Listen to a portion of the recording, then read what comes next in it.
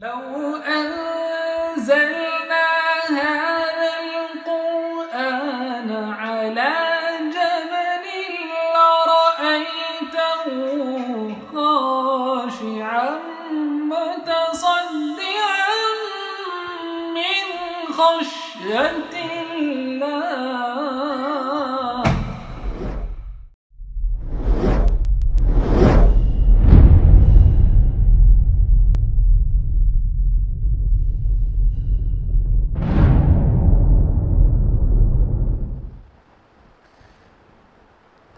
الله. الحمدللہ وحدہ والصلاة والسلام علی من لا نبی بعدہ. واعوذ باللہ من الشیطان الرجیم. بسم اللہ الرحمن الرحیم. یا ایھا الناس قد جاءتکم موعظۃ من ربکم وشفاء لما فی الصدور وہدی ورحمۃ للمؤمنین. بسم اللہ الرحمن الرحیم. رب اشرح لی صدری ویسر لی امری واحلل عقدۃ من لسانی یفقہوا قولی. میری عزیز بہنوں، درس قرآن مجید میں آپ سب کا تہہ دل سے خیر مقدم ہے. السلام علیکم ورحمۃ اللہ وبرکاتہ. اللہ رب العالمین کی ذات بابرکات سے امید ہے کہ آپ سب بخیر و عافیت ہوں گی. اللہ تعالیٰ کرے کہ آپ بخیر ہوں، آپ خوشحال ہوں. اللہ تعالیٰ کرے کہ آپ کورونا وائرس جیسے مرض سے بچی رہیں اور دیگر امراض سے اللہ تعالیٰ آپ کی حفاظت فرمائے. اللہ کرے کہ آپ کے ایمان میں اور اعمال صالحات میں شب و روز اضافہ ہوتا رہے اور اللہ تعالیٰ اسے قبول فرمائے. آمین. درس قرآن مجید کی طرف بڑھتے ہیں، اور آپ میں سے اکثر لوگوں کو پتہ ہی ہے کہ لاسٹ ویک سورہ بنی اسرائیل مکمل ہو گئی تھی. تو آج ہم لوگ اگلی سورہ کہف سٹارٹ کریں گے انشاءاللہ. اس سے پہلے کہ آپ درس قرآن مجید تفصیل سے سنیں، آپ لوگ بھی قرآن کا ایک مصحف لے لیا کریے، ٹھیک ہے؟ سب سے پہلے آپ جب بیٹھیں درس قرآن اٹینڈ کرنے کے لیے تو ایک مصحف آپ بھی رکھ لیں سامنے، تو اسے آپ کو زیادہ سمجھ میں آئے گا انشاءاللہ.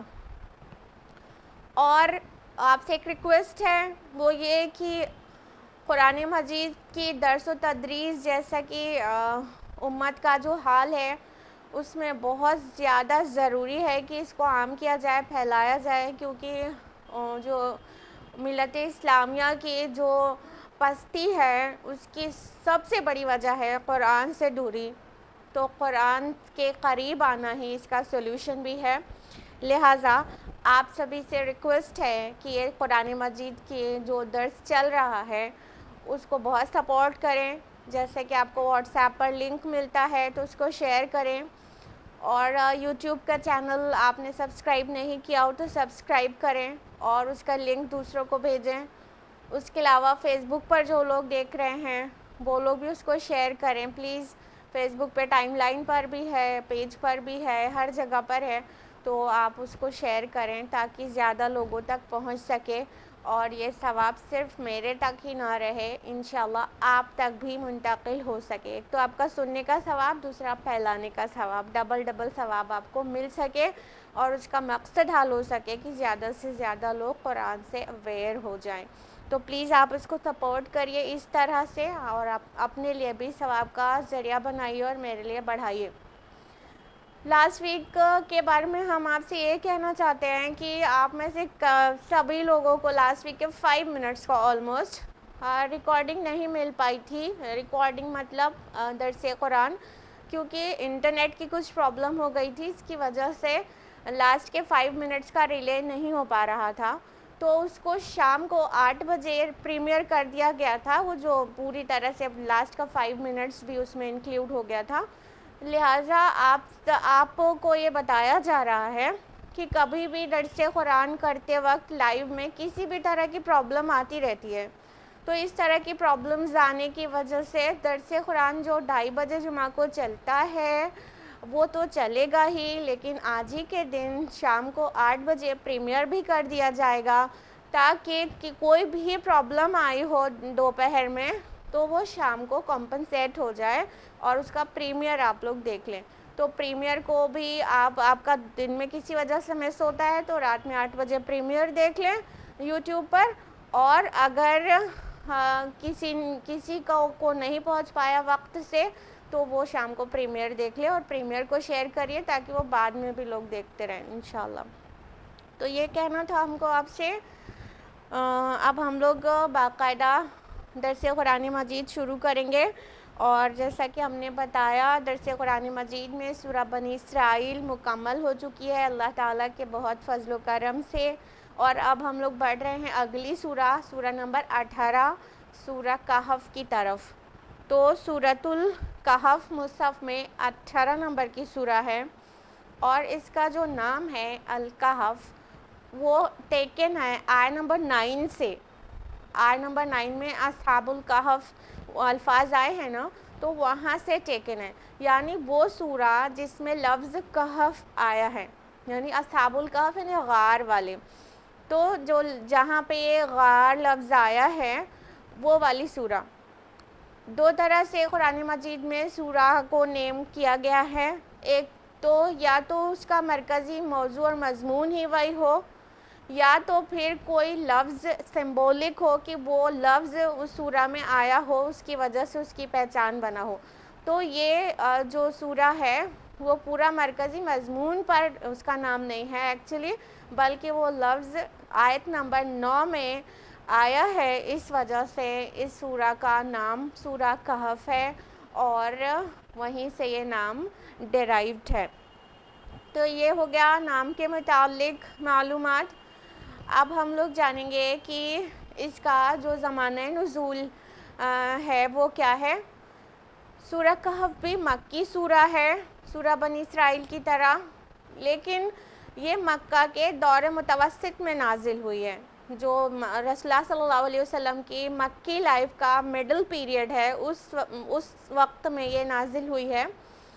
یہ ایسا دور تھا جب سورہ کو پڑھنے سے معلوم ہوتا ہے کہ جب رسول اللہ صلی اللہ علیہ وسلم کا انکار صرف استہزاء کر کے اور مخالفت کر کے اور طرح طرح کا پروپیگنڈا کر کے ہی نہیں کی جا رہی تھی، بلکہ مخالفت نے شدت اختیار کر لی تھی اور ٹارچر اور پرسیکیوشن سٹارٹ ہو گیا تھا۔ ایسا معلوم ہوتا ہے سورہ کے مضمون سے کہ یہ اس دور میں نازل ہوئی، یعنی جو مڈل پیریڈ ہے اس کا جو سیکنڈ ہاف جہاں سے سٹارٹ ہو رہا ہے، آلموسٹ اس موقع پر یہ سورہ نازل ہوئی ہے کہ اب مخالفت زبانی نہیں رہ گئی تھی مشرکین کی طرف سے، بلکہ وہ پرسیکیوشن ستایا جانے کی شکل اختیار کر چکی تھی۔ تو یہ اس کا زمانہ نزول اس کے مضمون سے پتہ چلتا ہے۔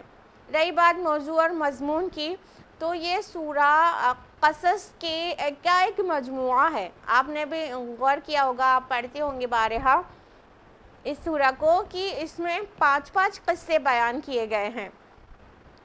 سورہ سٹارٹ ہوتی ہے تو آیت نمبر 9 سے سب سے پہلا قصہ اصحاب کہف کا بیان ہوتا ہے، پھر اس کے بعد باغ والوں کا قصہ بیان ہوتا ہے، پھر اس کے بعد بالکل عین وسط میں سورہ کے مڈل میں آدم اور ابلیس کا قصہ بیان ہوتا ہے، پھر اس کے بعد موسیٰ علیہ السلام اور خضر کا قصہ بیان ہوتا ہے، اور سب سے لاسٹ میں ذوالقرنین کا قصہ آتا ہے۔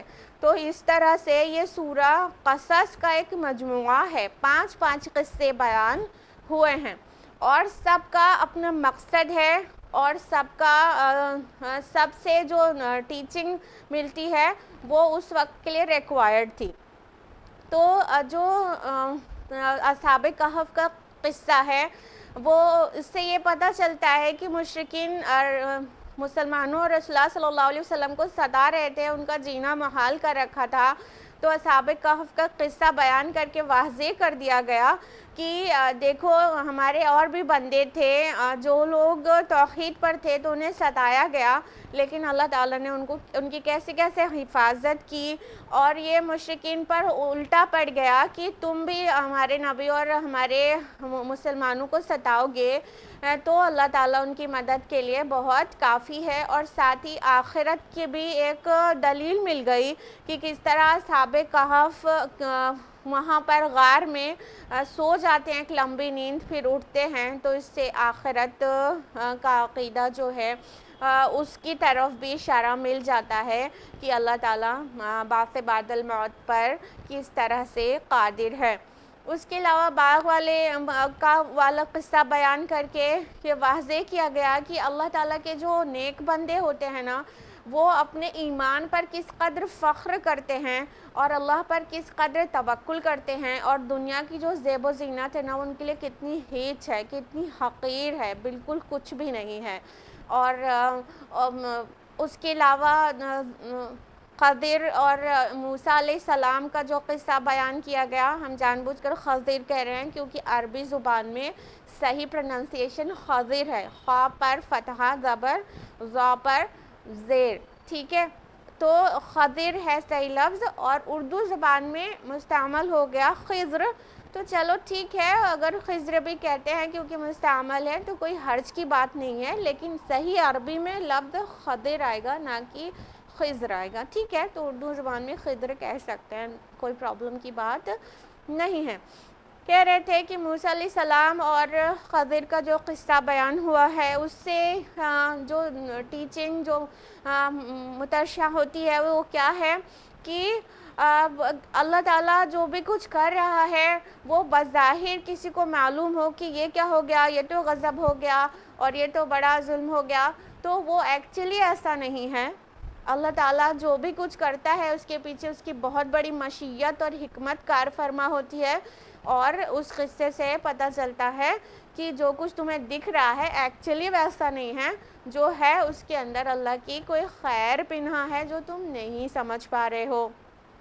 اور ذوالقرنین کا جو قصہ بیان کیا گیا ہے اس سے یہ ٹیچنگ ملتی ہے کہ اللہ تعالیٰ کے اتنے مطلب طاقت والے اور اتنا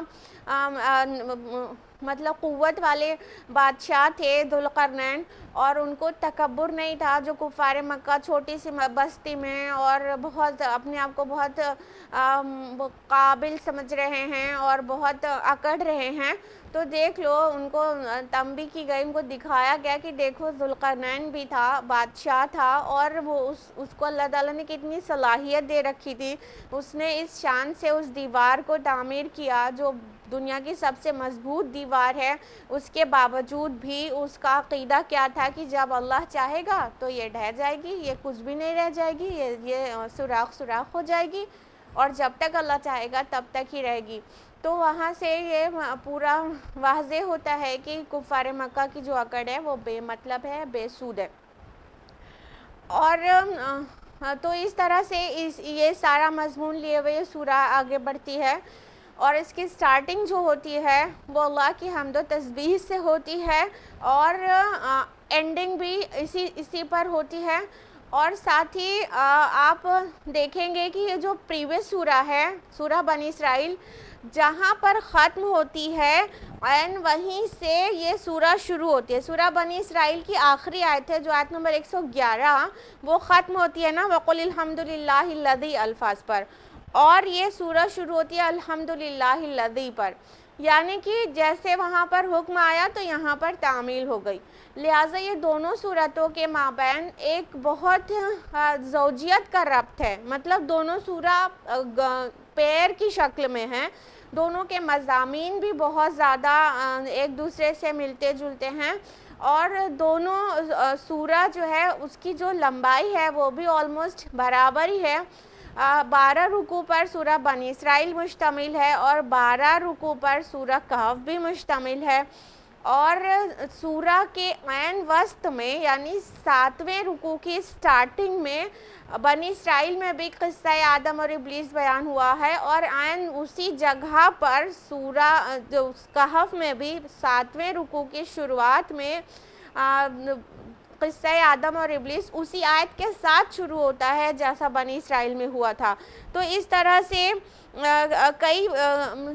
کئی چیزوں میں اب سے سمجھ میں آتا ہے کہ یہ دونوں سورہ آپس میں جوڑے کی شکل میں ہے, پیر کی شکل میں ہے, اور مطلب ایسے ٹرین کے ڈبوں کی طرح انٹرلاکڈ نظر آتی ہیں کہ پچھلی سورہ جن الفاظ میں ختم ہوتی ہے اور اگلی سورہ یعنی سورہ کہف انہی الفاظ سے کنٹینیو ہو جاتی ہے آگے. اور آپ نے ضرور جانا ہوگا, بلکہ عمل میں ہوگا آپ میں سے اکثر لوگوں کے, کہ سورہ کہف کی کیا کیا فضائل ہیں. اس سے آپ ضرور اس حدیث پر عمل کرتی ہوں گی جو کہ بیہقی اور حاکم کی روایت ہے کہ جو شخص جمعہ کے دن سورہ کہف کی تلاوت کرتا ہے تو 2 جمعوں کے درمیان اس کے لیے نور روشن ہو جاتا ہے. تو جو سورہ کہف جمعہ کو پڑھنا مسنون ہے. اور اس کے علاوہ صحیح مسلم کی حدیث ہے کہ جو انسان سورہ کہف کی 10 آیاتیں شروعات 10 آیات کو حفظ کرتا ہے اور تلاوت کرتا ہے تو وہ فتنہ دجال سے محفوظ رہے گا. تو اس کی پہلی 10 آیات حفظ کرنا بھی مسنون ہے, اور اس کے حفظ کرنے والا اور اس کی تلاوت کرنے والا فتنہ دجال سے محفوظ رہے گا. اور حدیث یہ بھی ہے کہ آخری 10 آیات جو پڑھتا ہے وہ بھی فتنہ دجال سے محفوظ رہتا ہے. تو فتنہ دجال ایک بہت بڑا فتنہ ہے جو قرب قیامت میں ہوگا, اور اس سے محفوظ رہنے کے لیے یہ سورہ ایک بہت امپورٹنٹ سورہ ہے. تو اس طرح سے احادیث سے پتہ چلتا ہے کہ اس کی فضیلت بھی, لہٰذا جمعہ کے دن سورہ کہف پڑھنے کا اہتمام کریں اور ساتھ ہی اس کی شروعاتی 10 آیات حفظ کر لیں اور اس کی تلاوت کیا کریں. اب ہم لوگ باقاعدہ اس سورہ کی شروعات کرتے ہیں. اعوذ باللہ من الشیطان الرجیم, بسم اللہ الرحمن الرحیم. آیت نمبر 1 ہے الحمدللہ الذی انزل علی عبدہ الکتاب. کل حمد و ثنا اور کل شکر اللہ ہی کے لیے ہے جس نے نازل کی اپنے بندے پر کتاب. وَلَمْ يَجْعَلْ لَهُ عِوَجًا, اور اس میں اس نے کسی قسم کی کجی نہیں رکھی. اللہ سبحانہ و تعالی فرماتے ہیں کہ ساری کی ساری تعریف اور شکر اللہ ہی کے لیے ہے جس نے اپنے بندے پر کتاب نازل کی. حمد کا معنی ہم آپ کو پچھلے ہفتے بتا چکے ہیں. آخری آیت میں سورہ بنی اسرائیل کی تعریف پلس شکر از اکول ٹو حمد. تو ساری کی ساری تعریف بھی اللہ کے لیے ہے اور کل کا کل شکر بھی اللہ ہی کے لیے. اب کس بات کا شکر ہو رہا ہے؟ اس بات کا کہ اس نے اپنے بندے پر کتاب نازل کی. یہاں بندہ کون ہے؟ یس آف کورس رسول اللہ صلی اللہ علیہ وسلم. اللہ تعالیٰ نے پیارے نبی صلی اللہ علیہ وسلم کو اپنا بندہ کہا ہے. بندہ جہاں پہ کہا جائے اس میں ایک عجیب سی شفقت اور محبت کا احساس بھی ہے کہ اللہ تعالیٰ نے کسی کو مطلب اللہ تعالیٰ معبود ہے اور معبود سے انسان کا جو رشتہ ہے وہ عبدیت کا ہی تو ہے نا. تو بندہ ہے اور معبود ہے, تو یہ معبود اور بندے والا جو رشتہ ہے نا وہ سب سے خوبصورت اور سب سے زیادہ قرب والا رشتہ ہے. تو اللہ تعالیٰ اپنے نبی صلی اللہ علیہ وسلم کو جہاں کہیں پہ بھی بندہ کہہ کے ایڈریس کرتا ہے یا تو بندہ کہہ کے ذکر کرتا ہے تو وہ اس سے اللہ تعالیٰ کی محبت اور اس کی شفقت اور اس کی قرب کا پتہ چلتا ہے پیارے نبی صلی اللہ علیہ وسلم سے. ساتھ ہی یہ بھی پتہ چلتا ہے کہ جو شخص انسانیت کی معراج پر فائز ہے وہ بھی اللہ کا بندہ ہی ہے. وہ بھی خدا نہیں ہو گیا یا خدا کا بیٹا نہیں ہو گیا, وہ بھی اللہ کا بندہ ہی ہے.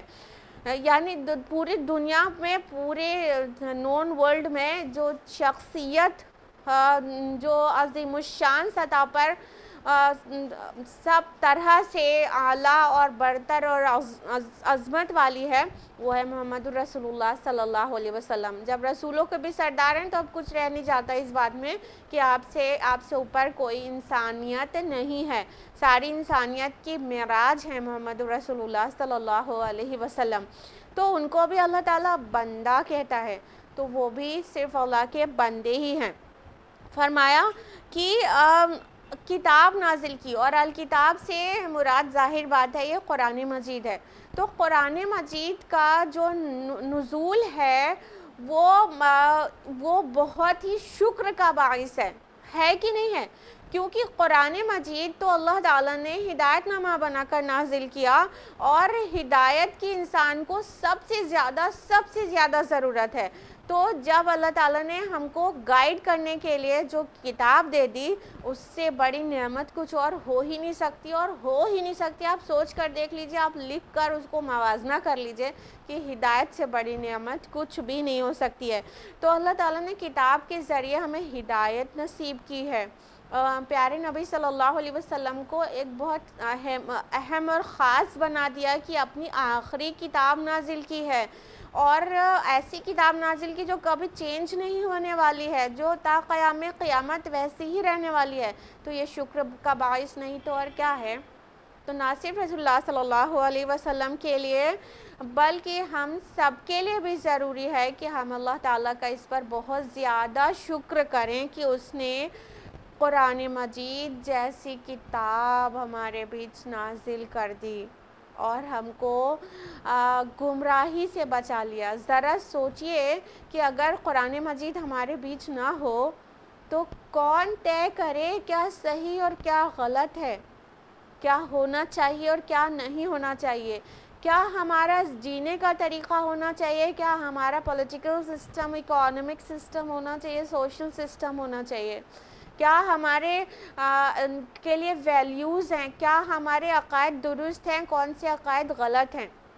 یہ سورہ کا عمود بھی یہی ہے، یہ جو جس سینٹر پوائنٹ کے ارد گرد یہ سورہ گھومتی رہتی ہے وہ یہی ہے، عقائد کی اور زاویہ فکر و نظر کی درستگی، کہ ہم جو کچھ سوچتے ہیں، جیسا عقیدہ رکھتے ہیں وہ صحیح ہو جائے۔ تو اس سے بڑھ کر اور نعمت والی چیز اور کیا ہو سکتی ہے جس کی صفت الفرقان ہو، فرق کر دے صحیح اور غلط میں۔ تو اللہ تعالیٰ نے کتاب نازل کی القرآن، تو اس کے لیے بندے کو بہت زیادہ شکر کرنا چاہیے اور اللہ ہی کی تعریف کرنا چاہیے، کیونکہ اللہ تعالیٰ نے ہی یہ کتاب نازل کی ہے۔ اور فرمایا اس میں کوئی کجی نہیں رکھی، وَلَمْ يَجْعَلْ لَهُ عِوَجًا، کوئی کجی نہیں رکھی، کوئی کمی نہیں ہے، کوئی ٹیڑھ نہیں ہے، کوئی غلطی، کوئی کسی طرح کا نقص نہیں ہے۔ کجی کیسی نہیں ہے؟ نہ ہی لفظی کوئی کجی ہے، نہ ہی کوئی معنوی کجی ہے، نہ ہی اس کے جو مضامین ہے وہ سمجھنے میں مشکل آتی ہے، نہ ہی اس کے جو ویلیوز ہیں اس کو فطرت کے قبول کرنے میں کوئی آڑ آتی ہے۔ مطلب جو بھی باتیں ہیں وہ سب اتنی واضح ہیں، صاف ہیں، دل اور فطرت کو قبول ہونے والی ہیں، اور ساتھ ہی وہ سوسائٹی کے لیے ایک بہت بڑی نعمت ہے۔ کہیں کوئی ایسا رخنہ نظر نہیں آتا قرآن مجید میں جس سے یہ فتنہ ہو کہ یہ مطلب بات میں ٹیڑھ ہے، اس بات میں عیب ہے، اس بات میں کمی ہے۔ تو کسی قسم کا نقص اور کمی اور ٹیڑھ نہیں ہے۔ تو جو بھی بات کہتا ہے قرآن مجید وہ اپنے انداز میں بہت سیدھی ہوتی ہے، بہت سمجھ میں آنے والی ہوتی ہے، اور مطلب گھما پھرا کے کوئی بات اس میں نہیں ہے جو سمجھنے میں جو ہے انسان کو دقت ہو، یا تو پھر مطلب اس میں کوئی عیب تلاش لے۔ تو ان سبھی خامیوں سے قرآن مجید پاک ہے۔ یہ یاد رہے کہ یہ ہے کیا؟ اللہ کا کلام ہے۔ اللہ تعالیٰ ہر عیب، ہر نقص، ہر کمی، ہر خامی، ہر نیگیٹیوٹی سے منزہ ہے، مبرہ ہے، اور یہ کلام الہی ہے۔ ظاہر بات ہے کہ جو ذات باری تعالیٰ کی صفات ہیں کم و بیش وہی کلام باری تعالیٰ کی بھی صفات ہیں، یہ بھی ہر کمی، ہر نقص، ہر عیب، ہر خامی سے منزہ اور مبرہ ہے، کیونکہ یہ کلام باری تعالیٰ ہے، تو ذات باری تعالیٰ کی طرح کلام باری تعالیٰ بھی ہر نقص سے پاک ہے۔ اگلی آیت ہے آیت نمبر 2، قیما لینذر بأسا شدیدا من لدنہ، یہ کتاب بالکل سیدھی ہے تاکہ وہ خبردار کرے ایک بہت بڑی آفت سے اس کی طرف سے۔ وَيُبَشِّرَ الْمُؤْمِنِينَ الَّذِينَ يَعْمَلُونَ الصَّالِحَاتِ أَنَّ لَهُمْ أَجْرًا حَسَنًا، اور تاکہ بشارت دے ان اہل ایمان کو جو نیک عمل کرتے ہوں کہ ان کے لیے ہوگا اچھا بدلہ۔ اب اسی بات کو مثبت انداز میں کہا جا رہا ہے۔ ابھی آیت نمبر 1 میں کہا اس میں کوئی کجی نہیں ہے، کوئی نقص نہیں ہے، کوئی ٹیڑھ نہیں ہے۔ اب اس بات کو یہ منفی انداز تھا، نیگیٹو کو ڈینائی کیا گیا، ٹھیک ہے، کہ کوئی کجی نہیں ہے۔ اب آیت نمبر 2 میں اسی بات کو مثبت انداز میں کہا جا رہا ہے، پازیٹیو ایسپیکٹ سے کہا جا رہا ہے کہ وہ سیدھی ہے، قیم ہے، بالکل سیدھی سیدھی بات، صاف بات، کوئی اس میں ایسے الجھاؤ نہیں ہے، کوئی ایسی پیچیدگیاں نہیں ہے فلسفیانہ، سیدھی بات ہے، صاف بات، اور سیدھے راستے کی طرف لے جاتی ہے، صراط مستقیم کی طرف۔ یہ خود بھی قیم ہے اور جو اس کا جو راستہ بتایا ہوا ہے وہ بھی صراط مستقیم ہے۔ تو فرمایا کہ یہ بالکل سیدھی ہے۔ اب اس کا جو مقصد نزول ہے وہ ان میں سے ایک بیان کیا جا رہا ہے یہاں پہ، تاکہ وہ خبردار کر دے ایک بہت بڑی آفت سے، باسن شدیدہ آیا ہے، بہت بڑی آفت سے خبردار کر دے، انذار کے لیے آئی ہے کہ اللہ تعالیٰ کی طرف سے ایک بہت بڑی آفت سے خبردار کر دے۔ دیکھیے یہ جو باس لفظ ہے یہ قرآن مجید میں سنگولر میں بھی آیا ہے، پلیورل میں بھی، اور آپ کو جان کر عجیب لگے گا کہ جب یہ باس لفظ جب جمع میں آئے گا تو یہ سختی اور بھوک اور پریشانی اور مصائب کے لیے آئے گا، لیکن جب یہ واحد میں آئے گا تو وہ آئے گا جنگ کے لیے، لڑائی کے لیے۔ تو اگر آپ کو یاد ہو سورہ بقرہ کی آیت نمبر 177 میں یہ دونوں ہی الفاظ، ایک الفاظ کا دونوں فارمز آ گئے، سنگولر بھی پلیورل بھی، وَالصَّابِرِينَ فِي الْبَأْسَاءِ وَالضَّرَّاءِ وَحِينَ الْبَأْسِ، تو بأسا بھی آ گیا پلیورل اور وحین الباس بھی آ گیا سنگولر، اور دونوں الگ الگ معنی لیے ہوئے ہیں۔ تو بہرحال یہاں پہ جو آیا ہے وہ بأساً شدیدہ آیا ہے، تو یہ اس سے ایک بہت بڑی آفت بھی مراد ہو سکتی ہے، اور جس کو ہم کہہ سکتے ہیں کہ قرب قیامت میں دجالی فتنہ جو اٹھنے والا ہے اس طرف بھی اشارہ ہو سکتا ہے کہ دجالی فتنے سے آگاہ کر دے آپ کو یہ کتاب، ٹھیک ہے۔ رسول اللہ صلی اللہ علیہ وسلم نے فتنہ دجال سے بہت بہت آگاہ کیا ہے، اور مت سمجھیے گا کہ صرف رسول اللہ صلی اللہ علیہ وسلم نے دجالی فتنے سے آگاہ کیا ہے، ہونے والا تو تھا قرب قیامت میں، لیکن اس سے آگاہی جو ہے وہ آدم علیہ السلام سے شروع ہو گئی تھی۔ آدم علیہ السلام اور نوح علیہ السلام نے بھی اپنے لوگوں کو دجالی فتنے سے پناہ مانگنے کے لیے کہا ہے، جی ہاں حدیث میں ہے۔ تو وہاں سے چل رہا تھا کہ ہر ایک دجالی فتنے سے پناہ طلب کرتا تھا، کیونکہ یہ فتنہ عظیم ہوگا، سب سے بڑا فتنہ ہوگا دنیا کا، جو جب سے دنیا بنی ہے اور جب سے انسان یہاں پر رہ بس رہا ہے اور جب ختم ہوگی، ان میں سب سے بڑا فتنہ کوئی اٹھ کھڑا ہوگا تو وہ ہوگا دجالی فتنہ۔ تو رسول اللہ صلی اللہ علیہ وسلم نے بھی اپنی امت کو دجالی فتنے سے آگاہ کیا ہے، اور ساتھ ہی اس سے پناہ مانگنے کے لیے بھی کہا ہے، اور یہ پہلے کے رسولوں نے بھی کہا، جبکہ ان کے دور میں ہونے نہیں والا تھا، آخری نبی کے آنے کے بعد قرب قیامت میں ہونے والا تھا، بالکل قیامت اس کے بعد بس آنے والی رہے گی، ان ایام میں ہونے والا تھا، تو بھی سارے رسولوں نے اپنی قوم کو دجالی فتنے سے آگاہ کیا ہے۔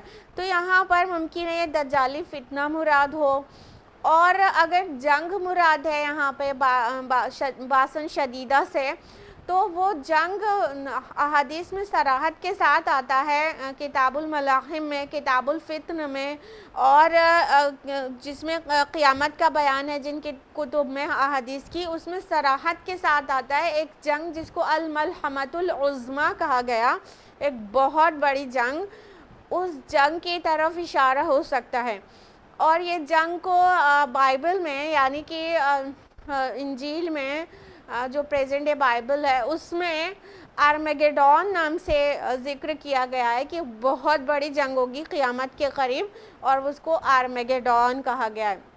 تو یہ آرمیگیڈون یا الملحمۃ العظمیٰ کی طرف بھی اشارہ ہو سکتا ہے باسن شدیدہ سے۔ تو فرمایا کہ تاکہ تم کو خبردار کر دے کہ مطلب تم کسی بھی طرح مطلب اپنے دامن کو بچائے رکھو، اور فتنہ دجال سے پناہ مانگو اللہ تعالیٰ کی، اور تمہارے زندگی میں فتنہ دجال آ جائے گا، ظاہر ہو جائے گا، تو اس سے بچاؤ، اور اس سے یہ قرآن تم کو روک رہا ہے۔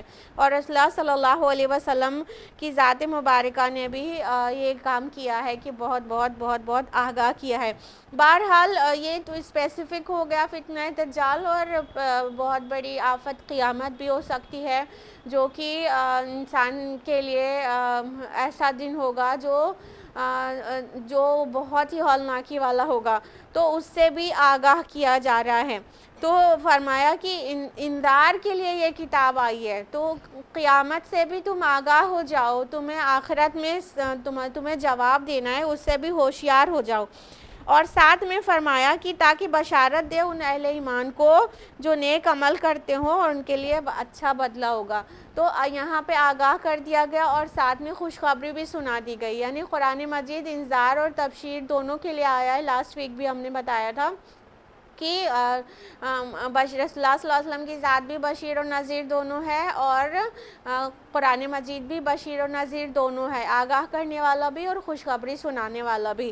تو یہ کتاب مومنین کو خوشخبری سناتی ہے، اور ساتھ میں المؤمنین الذین یعملون الصالحات بھی ہے، ٹھیک ہے۔ ایمان کے ساتھ اعمال صالحات ناگزیر شے ہے خوشخبری پانے والوں کے لیے، یعنی جن کے پاس ایمان ہوگا تو بہت کافی نہیں ہے، ان کے اعمال بھی صالح ہوں تب ہی ان کے لیے خوشخبری ہے، کہنے کا مطلب جنت ہے۔ اور اگلی آیت ہے ماکثین فیہ ابدا، وہ اس میں ہمیشہ ہمیش رہیں گے۔ تو جنت کی جو اہمیت ہے، اس کی ایک بہت بڑی اہمیت یہ ہے کہ وہ ہمیشگی والی ہوگی۔ دنیا میں بھی انسان کو نعمتیں اللہ تعالیٰ عطا کرتا ہے، دنیا میں بھی انسان کو نعمتیں ملتی ہیں، تو جنت کے مقابلے میں بہت حقیر ہے لیکن ملتی ہے۔ لیکن وہ جو کچھ بھی ملتا ہے، مان لیجیے بنگلو ہو، گاڑی ہو، نام ہو، شہرت ہو، بیوٹی ہو، جو کچھ بھی جو دنیا میں بہت دولت ہو، جو نعمتیں انسان سمجھتا ہے کہ یہ سب نعمتیں ہیں، تو وہ جو نعمتیں دنیا میں انسان کو ملتی ہیں اس کا ایک ڈرا بیک تو ضرور ہے نا۔ وہ کیا ہے کہ وہ ابدی نہیں ہے، وہ ہمیشگی والی نہیں ہے، وہ چھن جانے والی ہے۔ اور چھننا کئی طرح سے ہے، کبھی تو دنیا میں رہتے ہی وہ چھن جاتی ہے۔ ایک سنگل لائف اسپین میں انسان کیسے دور سے کیسے دور میں چلا جاتا ہے، ایک ٹائم رہتا ہے بہت ویلدی ہوتا ہے، اور اسی کی زندگی میں اپنا ایسا دور دیکھ لیتا ہے، بہت غریب ہو جاتا ہے۔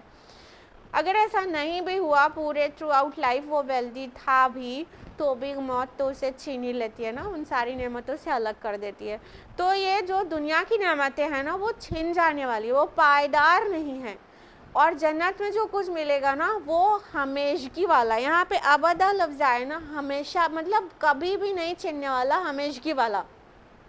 یہ دو چیزیں جنت کی یہ ڈیفرنٹ کر دیتی ہیں دنیا کی نعمتوں سے۔ دو چیزیں کیا؟ سورۃ الاعلیٰ میں آپ لوگوں نے ضرور پڑھا ہے، سورہ اعلیٰ سورہ نمبر 87 آیت نمبر 16 and 17 میں، بل تؤثرون الحیات الدنیا، بلکہ تم تو دنیا کی زندگی کو ترجیح دیتے ہو، والآخرۃ خیر وابقی، اور آخرت تو بہت بہتر اور بہت باقی رہنے والی ہے۔ یہ دو چیزیں ہیں نا آخرت کے لیے، ایک تو وہ بہتر ہے، اور دوسرا باقی رہنے والی، یہاں پہ باقی رہنے والی صفت آئی ہے ہمیشگی والی، ٹھیک ہے.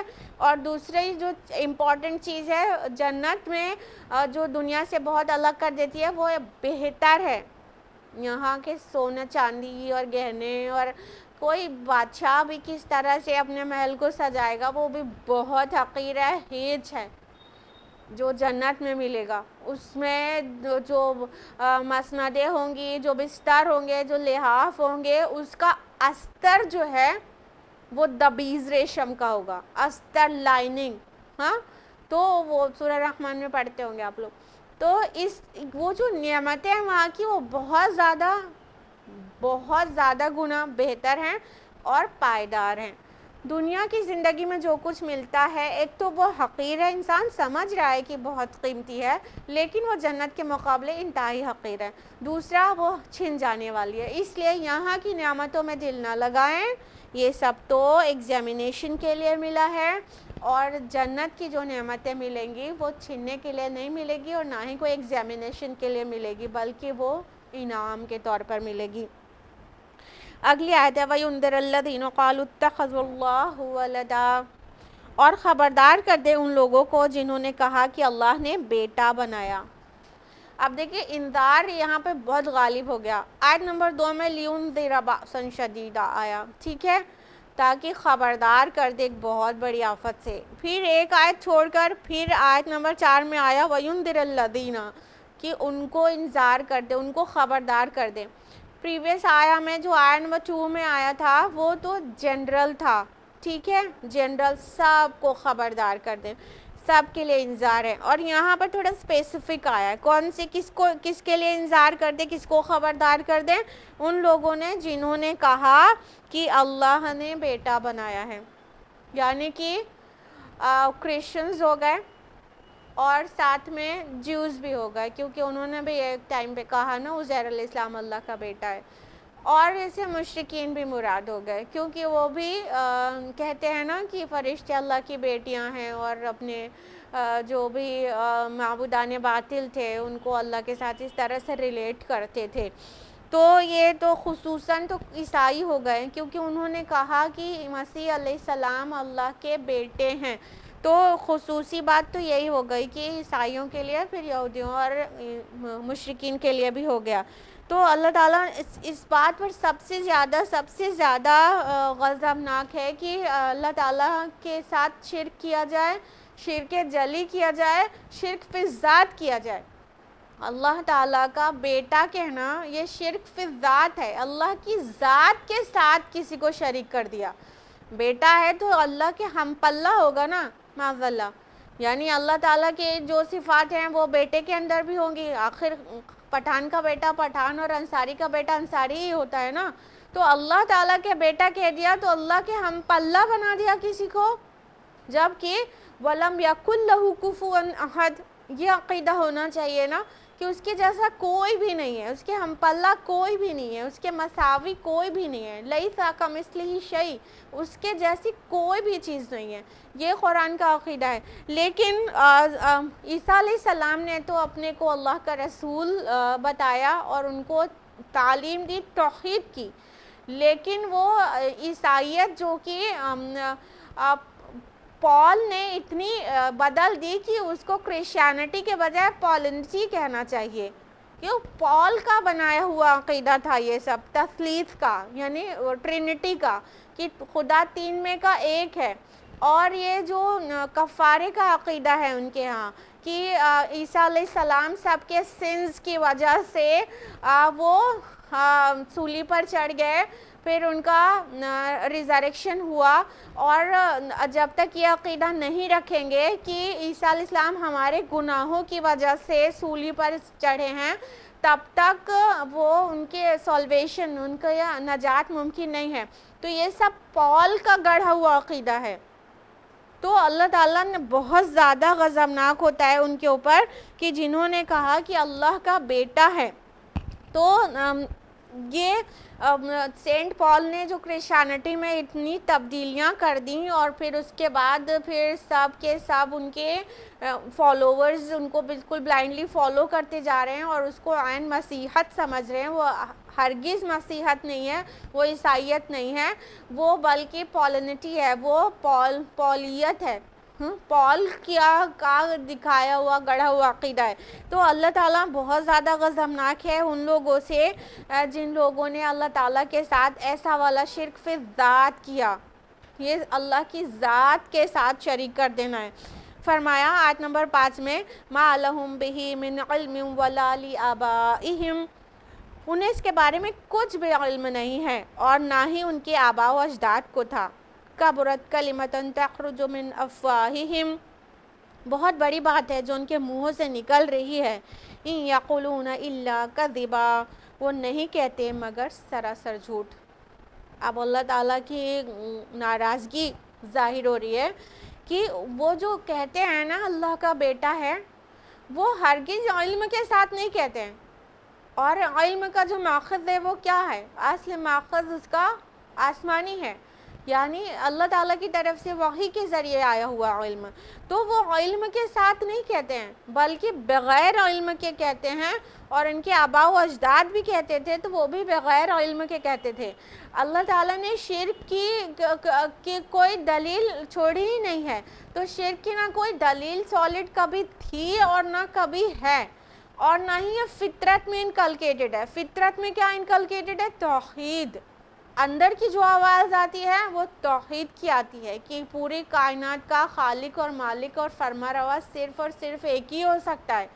تو یہ اندر کی آواز ہے جو فطرت کے اندر اللہ تعالیٰ نے ڈال دی ہے.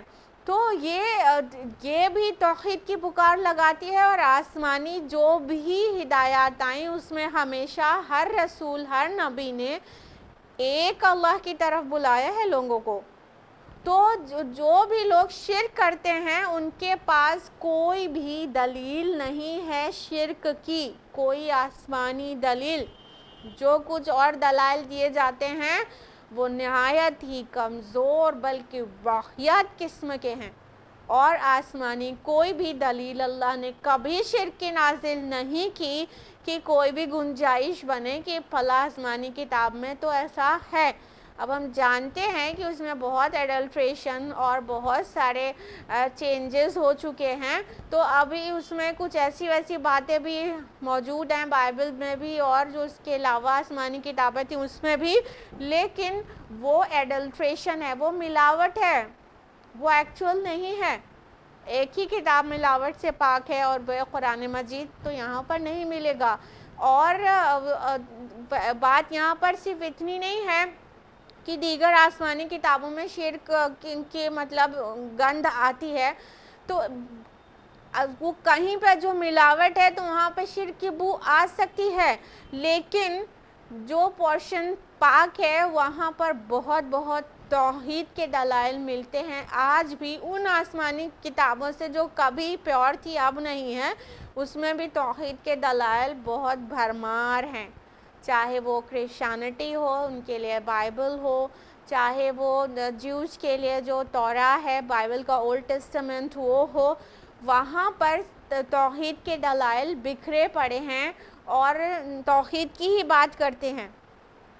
تو یہ انسان کے جو مطلب یہ جو عقیدہ ہے شرک کا وہ بہت ہی بیس لیس ہے, بہت ہی بیس لیس. تو اس کی کوئی دلیل ان کے پاس نہیں ہے, یعنی ان کے پاس علم نہیں ہے, بغیر علم کے بات کہتے ہیں. اور اللہ تعالیٰ نے فرمایا کہ بہت بڑی بات ہے جو ان کے منہوں سے نکل رہی ہے. مطلب اس سے محسوس ہوتا ہے کہ اللہ پاک کتنا غضبناک ہے. انداز دیکھیے, کبرت کلمۃ تخرج من افواہہم, اور بہت بڑی بات ہے جو ان کے منہوں سے نکل رہی ہے. یعنی کہ اللہ تعالیٰ بہت ناراض ہے, بہت غضبناک ہے کہ ایسی بات کہہ دی جو ہرگز اللہ کے شایان شان نہیں ہے, اور یہ سب سے بڑا ظلم ہے. ان الشرک لظلم عظیم, سورہ لقمان سورہ نمبر 31 آیت نمبر 13. بے شک شرک ظلم عظیم ہے. اس سب سے بڑا ظلم کر ڈالا ہے انسانیت نے, جس نے بھی کہا کہ اللہ نے بیٹا جنا. اور اللہ تعالیٰ کے غضبناک ہونے کا انداز آپ کو وہاں پہ بھی مل جائے گا۔ سورہ مریم سورہ نمبر 19 جو اگلی ہی سورہ ہے، آیت نمبر 88 سے لے کے 90 میں، وَقَالُوا اتَّخَذَ الرَّحْمَنُ وَلَدًا، یہ کہتے ہیں کہ رحمان نے بیٹا جنا، لَقَدْ جِئْتُمْ شَيْئًا إِدًّا، انہوں نے بہت بھاری بات کہہ ڈالی۔ تَكَادُ السَّمَاوَاتُ يَتَفَطَّرْنَ مِنْهُ، آسمان کو ذرا احساس ہوتا تو وہ پھٹ جاتا، وَتَنشَقُّ الْأَرْضُ، اور زمین کھل پڑتی، وَتَخِرُّ الْجِبَالُ هَدًّا، اور پہاڑ ریزہ ریزہ ہو جاتا۔ أَن دَعَوْا لِلرَّحْمَنِ وَلَدًا، یہ چلے ہیں رحمان کے لیے بیٹا تراشنے۔ تو اللہ تعالیٰ یہاں پر بھی بہت زیادہ غضبناک ہوا ہے کہ اللہ تعالیٰ کی ذات کے ساتھ کسی کو شریک کر دیا گیا۔ ارے انسان پورے احساس و شعور رکھتا ہے، اور جن کو تمہیں لگتا ہے کہ احساس نہیں ہے، ان کو اگر احساس دے دیا جائے تو وہ بالکل پھٹ جائیں، آسمان پھٹ جائے، زمین کھل جائے، پہاڑ اتنا مضبوط ریزہ ریزہ ہو جائے اس بھاری بات سے۔ تو یہ اتنی بڑی بات ہے جو کہ انسان اپنے منہ سے نکال رہا ہے کہ اللہ نے بیٹا جنا۔ آخر بیٹے کی ضرورت کس کو ہوتی ہے؟ جس کو بڑھاپے میں لاٹھی چاہیے، اور اللہ تعالیٰ کو نہ ہی بڑھاپا ہے نہ کمزوری۔ پچھلے ہفتے ہم نے آپ لوگوں کو تفصیل سے بتایا تھا، کیونکہ یہ مضمون سورہ بنی اسرائیل کی آخری آیات میں آیا تھا۔ فرمایا کہ وہ نہیں کہتے ہیں مگر سراسر جھوٹ، یعنی یہ دنیا کا سب سے بڑا جھوٹ ہے کہ اللہ تعالیٰ کے ساتھ کوئی اور بھی شریک ہے کسی بھی ایسپیکٹ سے، اور یہ کہ اس کا بیٹا ہے، اس سے بڑا جھوٹ اور کیا ہو سکتا ہے۔ آیت نمبر 6 ہے فَلَعَلَّكَ بَاخِعٌ نَفْسَكَ عَلَىٰ آثَارِهِمْ إِن لَّمْ يُؤْمِنُوا بِهَٰذَا الْحَدِيثِ أَسَفًا، تو اے نبی صلی اللہ علیہ وسلم، آپ شاید کہ اپنے آپ کو غم سے ہلاک کر لیں گے ان کے پیچھے اگر وہ ایمان نہ لائے اس بات پر۔ اب یہاں پر رسول اللہ صلی اللہ علیہ وسلم کے کا غم کا پتہ چلتا ہے اور آپ کی فکر کا پتہ چلتا ہے۔ اللہ رب العالمین فرما رہے ہیں کہ یہ لوگ مان کے نہیں دے رہے آپ ان کو دعوت دیے جا رہے ہیں سالوں سے، یہ لوگ نہیں مان رہے ہیں، تو آپ اتنا غم میں کیوں مبتلا ہو گئے اے میرے پیارے نبی؟ لگتا ہے آپ اپنے کو غم سے بالکل ہلاک کر ڈالیں گے۔ اس سے کیا پتہ چل رہا ہے؟ ہمارے پیارے نبی محمد رسول اللہ صلی اللہ علیہ وسلم کو اس بات کی بہت تکلیف رہتی تھی، بہت غم رہتا تھا، بہت فکر رہتی تھی، بہت ہی زیادہ کنسرنڈ رہتے تھے آپ صلی اللہ علیہ وسلم اس بات کے لیے کہ یہ لوگ ایمان لے آئیں۔ آپ کی جو دعوت تھی، جن کے لیے تھی، ان سب کے لیے آپ بہت زیادہ فکر مند رہتے تھے۔ کئی وجوہات ہو سکتی ہیں اس کی۔ ایک تو یہ کہ رسول اللہ صلی اللہ علیہ وسلم جانتے تھے کہ جس راستے پر ان کو بلا رہے ہیں وہ سراسر حق ہے، اور رسول کا انکار کیے جانے کے بعد ان کا کیا انجام ہوگا، یعنی کہ وہ اس آفت، اس مصیبت، اس تباہی، اس جہنم سے ڈرتے تھے کہ ان کو جو بلا رہے ہیں حق کی طرف، یہی حق کا راستہ ہے، اور یہ نہیں آئیں گے تو الٹیمیٹلی جہنم میں جائیں گے، اور دنیا میں بھی کوئی عذاب ان کو لے سکتا ہے، جیسا کہ پچھلے رسولوں کی قوم میں ہوا تھا۔ تو رسول اللہ صلی اللہ علیہ وسلم اپنی بصیرت سے سمجھ رہے تھے نا کہ کس چیز کا یہ انکار کر رہے ہیں، اور اس کا انکار ان کے اوپر کس طرح سے پڑ سکتا ہے۔ تو اور ساتھ میں جو لوگ نصارہ اور جو بھی لوگ اللہ کا بیٹا کہتے ہیں، مسیح علیہ السلام کو نصارہ کہتے ہیں، اور جو بھی مشرکین اللہ تعالیٰ کی بیٹیاں کہتے ہیں فرشتوں کو، تو یہ کہنے کا بھی انجام کیا ہو سکتا ہے اگر توبہ نہ کریں، تو وہ رسول اللہ صلی اللہ علیہ وسلم سمجھ رہے تھے۔ تو اس بات کا رسول اللہ کو غم رہتا تھا، اور اس بات کی گھٹن رہتی تھی کہ ان کا انجام بہت برا ہونے والا ہے، یہ تباہی کی طرف بھاگے جا رہے ہیں۔ اور اس کی تائید میں حدیث بھی آپ نے سن رکھی ہوگی کہ رسول اللہ صلی اللہ علیہ وسلم فرماتے ہیں کہ میری مثال تمہارے درمیان ایک شخص کی سی ہے جس نے آگ جلائی، اور تاکہ ماحول کو روشن کر دے، لیکن پروانے ہیں کہ اس میں گرے جاتے ہیں، اور وہ بچانا چاہتا ہے کہ پروانے اس میں نہ گریں، اپنی جان نہ دیں، لیکن پروانے بس اس میں گرے ہی جاتے ہیں۔ اسی طرح میں تم کو کرتا پکڑ پکڑ کر، دامن پکڑ پکڑ کر اس عذاب سے کھینچ رہا ہوں۔ یعنی رسول اللہ صلی اللہ علیہ وسلم نے اپنی مثال کتنی پیاری سی دی ہے کہ مطلب آگ تو جلائی جاتی ہے روشنی کے لیے، لیکن پھر اس میں پروانے گرنے لگتے ہیں، اور جو جلانے والا ہے وہ یہ تو نہیں چاہتا کہ اس میں گر کر وہ جل جائیں، بلکہ وہ اس نے تو کسی اور مقصد سے آگ جلائی ہوتی ہے۔ تو رسول اللہ صلی اللہ علیہ وسلم کی مثال بھی ایسے ہی ہے کہ آپ نہیں چاہتے تھے، جو دعوت دے رہے ہیں اس کو مان لینے میں کامیابی ہے، اور اس کا انکار کر دینے میں بہت بڑی تباہی ہے۔ تو آپ صلی اللہ علیہ وسلم جانتے تھے کہ میرا انکار جو بھی کرے گا اس کا انجام کیا ہوگا، تو اس بات کی آپ کو بہت زیادہ تکلیف رہتی تھی۔ اس سے ہمیں اپنے پیارے نبی کے اخلاق کا بھی پتہ چلتا ہے، اور اس کردار اور اس عظمت کا بھی پتہ چلتا ہے جس کے حامل تھے ہمارے پیارے نبی صلی اللہ علیہ وسلم، کہ آپ کو لوگوں کا درد تھا۔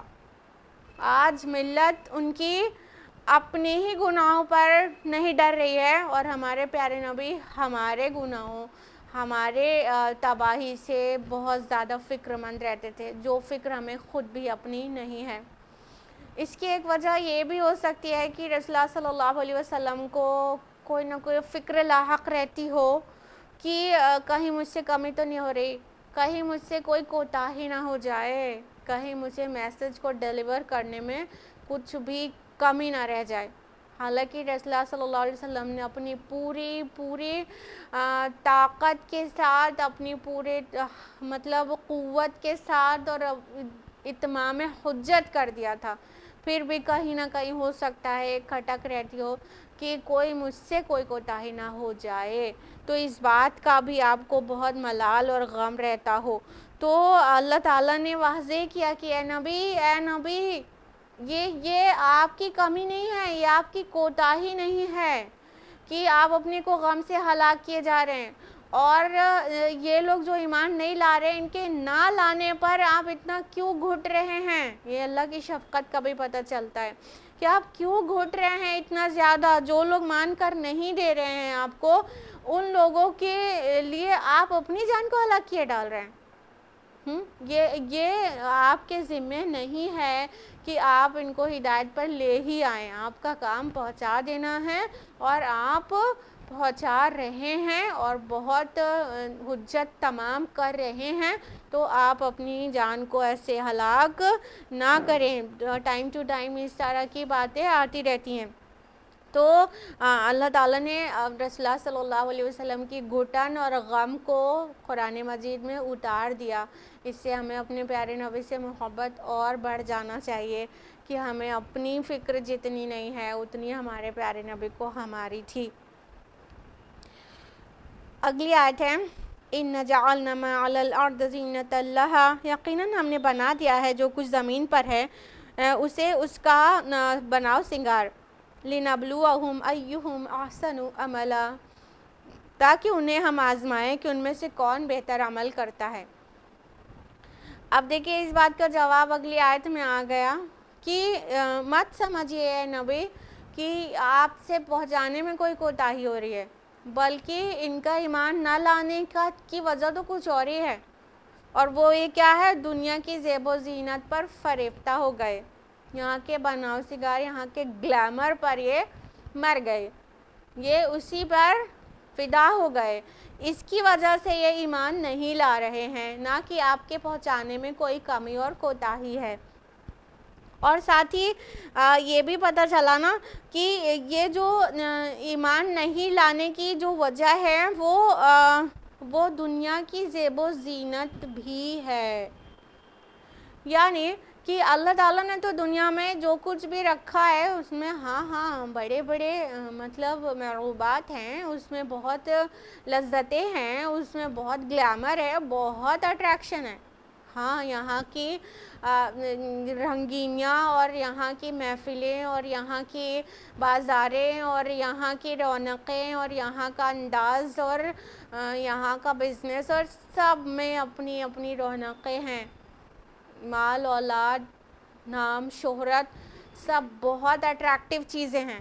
تو اللہ تعالیٰ نے واضح کر دیا کہ ہم نے زمین پر جو کچھ بھی ہے اس کی جو زینت ہے اس کو اس لیے بنایا ہے تاکہ ہم ان کو آزمائیں کہ کون بہتر عمل کرتا ہے.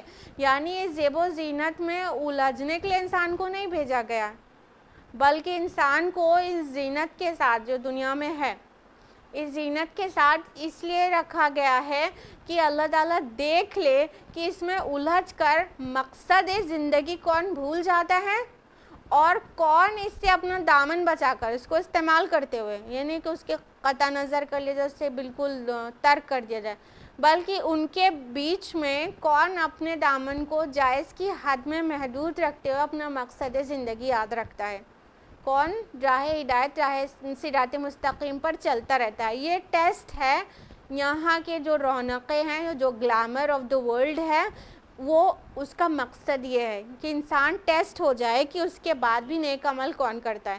ایک نقطہ بہت واضح کر دیں کہ ہرگز قرآن رہبانیت کی طرف اشارہ نہیں کر رہا ہے، ہرگز قرآن مطلب دنیا سے اپنے آپ کو منقطع کر لینے کو نہیں کہہ رہا ہے، بلکہ قرآن مجید کا انداز یہ ہے کہ یہ ٹیسٹ ہے.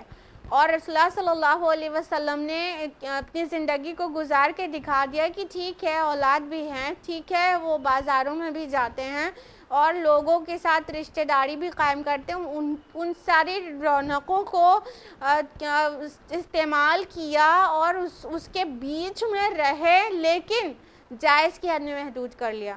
جو شریعت نے احکام نازل کیے ہیں تفصیل سے قرآن حکیم اور رسول اللہ صلی اللہ علیہ وسلم کی حدیث سے ہمیں ملتا ہے، اس کے حد میں شرعی حدود میں اس کو محدود کرنا ہے، اس سے کٹ نہیں جانا ہے، دنیا سے نکل کے چلے نہیں جانا ہے، پہاڑوں پہ نہیں چلے جانا ہے، جنگلوں میں نہیں چلے جانا ہے، گولا کھینچ کے عبادت نہیں کرنا ہے. یہ اسلام کی تعلیمات نہیں ہیں، بلکہ جو اسلام یہ کہتا ہے کہ جو دنیا میں جو انسان کو عطا کیا گیا بس اس میں الجھے نہ، ضرورت سے زیادہ اس کو اپنا مقصد زندگی نہ بنا لے، بلکہ دنیا مزرعہ الاخرہ، دنیا آخرت کے لیے کھیتی ہے. تو انہی یہاں کی جو چیزیں ہیں، جو اسباب ہیں، ان کو اپنی آخرت کو سنوارنے میں استعمال کر لے. یہ وائز طریقہ ہے جو کسی کا ہو سکتا ہے، ایک مسلمان کا. تو اللہ تعالیٰ نے اس کو آزمائش کے لیے بنایا ہے، لہٰذا یہاں کے ہر الجھاؤ کو آزمائش ہی سمجھیں، خوشیوں کو بھی آزمائش سمجھے، غم کو بھی آزمائش سمجھے، دولت کو بھی آزمائش سمجھے، اولاد کو بھی آزمائش سمجھے. جس چیز میں دل لگتا ہے، جو چیزیں پسند ہے، اس کو بھی آزمائش ہی سمجھیں. اور آزمائش میں پاس ہونے کا جو طریقہ ہے وہ صرف ایک ہی ہے کہ ان چیزوں کو جائز کی حد تک ہی استعمال کیا جائے، جائز کی حد تک ہی ان میں انوالو ہوا جائے، اور جو چیزیں جائز نہیں ہیں اس سے بالکل اپنے دامن کو بچا کر رکھا جائے. آیت نمبر 8 ہے وَإِنَّ لَجَاعِلُونَ مَا عَلَيَّ صَعِيدًا جُرُزًا، اور یقیناً ہم بنا کر رکھ دیں گے جو کچھ اس زمین پر ہے اسے ایک چٹیل میدان.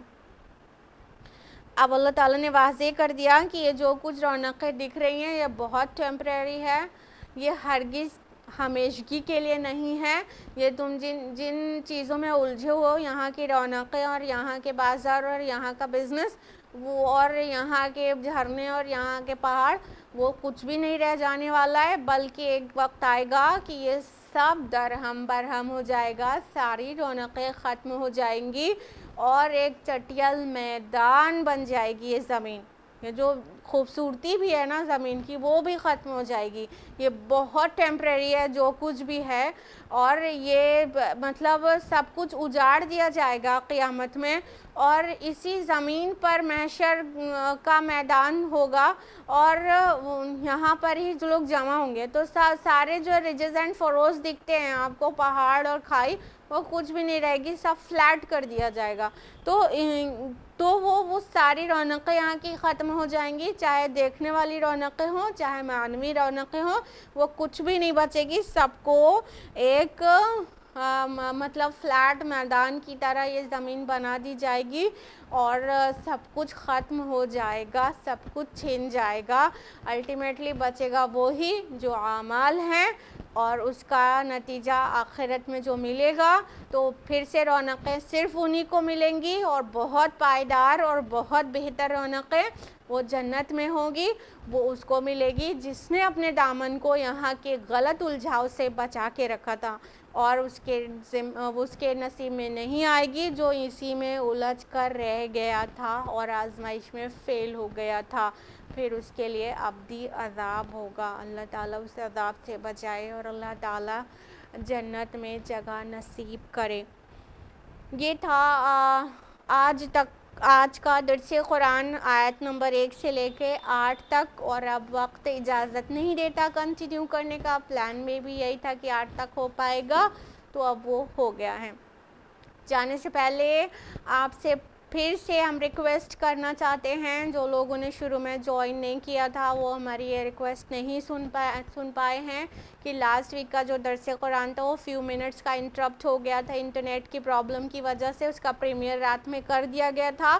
اب آئندہ کے ہفتوں میں آپ دیکھیں گے کہ میرے چینل پر یوٹیوب کے کہ وہ ہر ایک جمعہ کو جو ابھی درس قرآن ہوا ہے وہ آج ہی رات میں پریمیئر پھر کر دیا جائے گا، رات میں 8 بجے انشاءاللہ. تو جن لوگوں نے میرا چینل سبسکرائب نہیں کیا ہے وہ چینل کو سبسکرائب کریں، اور